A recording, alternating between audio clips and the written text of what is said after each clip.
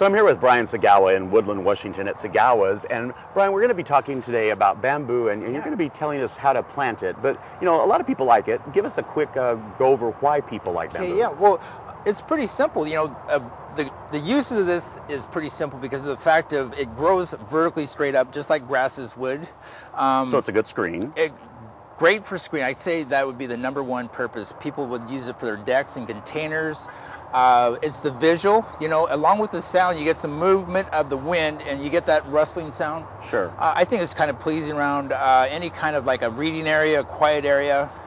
It just kind of adds more of the... And it's very functional. Exactly. Because you can use the rods for different things. You can use it for stakes, fishing poles, and that was just one I just cut by accident, breaking off. I was actually heading this up because what a lot of people do is forget to do that, and basically what I mean by heading it up is just removing all these side branches so you can show off the cane. Some of this will have black, some of it will have like a yellow groove. You'll have some variegated spots. Just some of the best part is the canes or the culms of the bamboo. Yeah. Now, there's a couple different types.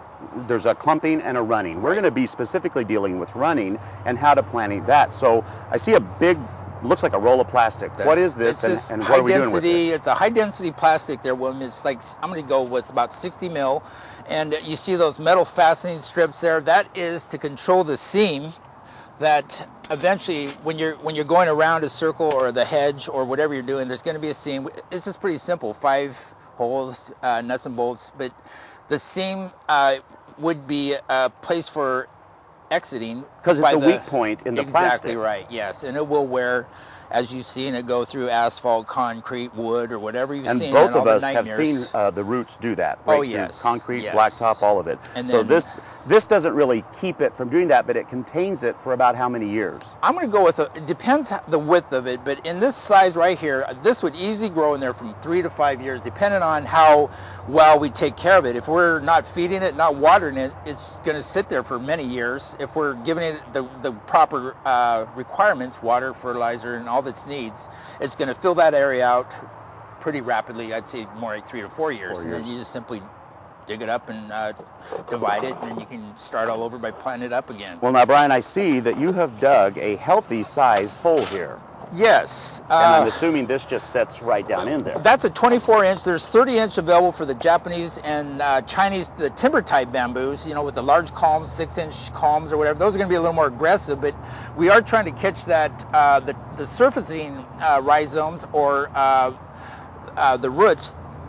So what this will do, William, is going to catch that, it's going to jump over, and we're going to have to maintain it simply by watching that. I'm going to say maybe once a year, just go by and remove it. Okay, so that gives you, as soon as you see those things start to jump over, cut them off. Exactly, yeah. And then we would put soil in the bottom.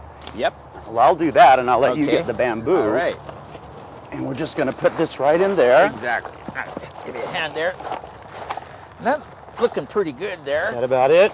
Yeah, that looks good for what we're trying to do. And then you're just going to set that right in there. And then this will set right in there. Of course, we're going to want to, you know, some people like to, you know, score the roots or stimulate them to grow. But either way, it's going to find its way to be very aggressive in the root system. So. And then you would just fill it in with the soil, backfill it in. We'd backfill it with the soil. You're ready to go. And it's ready to go. That's correct.